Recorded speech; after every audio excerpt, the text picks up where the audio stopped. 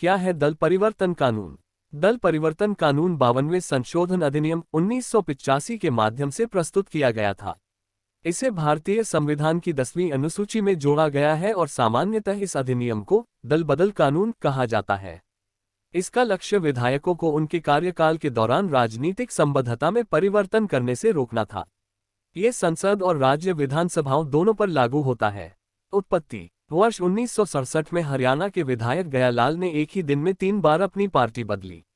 इसके बाद आया राम गया राम भारतीय राजनीति में एक लोकप्रिय मुहावरा बन गया।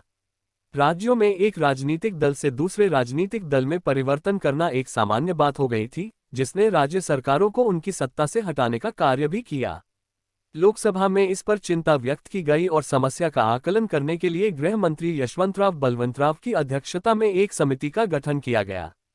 सबसे पहले चौहान समिति ने ये सिफारिश की थी कि यदि कोई विधायक धन लाभ के लिए दल परिवर्तन करता है तो उन्हें संसद से बाहर कर दिया जाना चाहिए और कुछ समय के लिए चुनाव लड़ने से भी रोक दिया जाना चाहिए।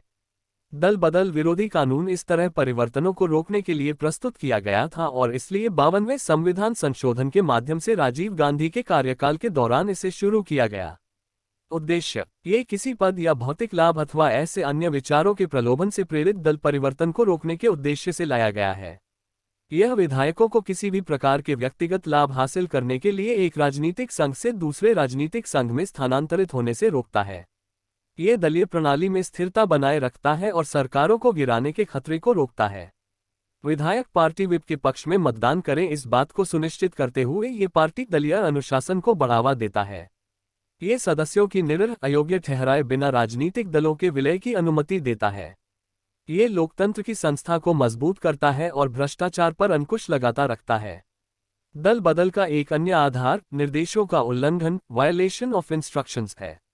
इसका अर्थ यह है कि यदि विधायक उस राजनीतिक दल द्वारा जारी किए गए निर्देश के विपरीत सदन में मतदान करता है या मतदान से दूर रहता है तो उसे अयोग्य माना जाता है। राजनीतिक दल द्वारा जारी निर्देश को पार्टी व्हिप के नाम से जाना जाता है। एक विधायक को आगे भी अयोग्य ठहराया जा सकता है यदि वह स्वतंत्र रूप से निर्वाचित सदस्य है और एक राजनीतिक दल में शामिल हो जाता है।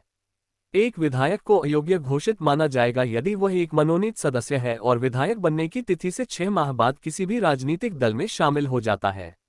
अपवाद: यदि किसी पार्टी के कम से कम 2/3 विधायक विलय के पक्ष में हैं तो इस प्रकार के विलय के मामले में कानून एक पार्टी को किसी अन्य पार्टी में विलय करने में सक्षम बनाता है।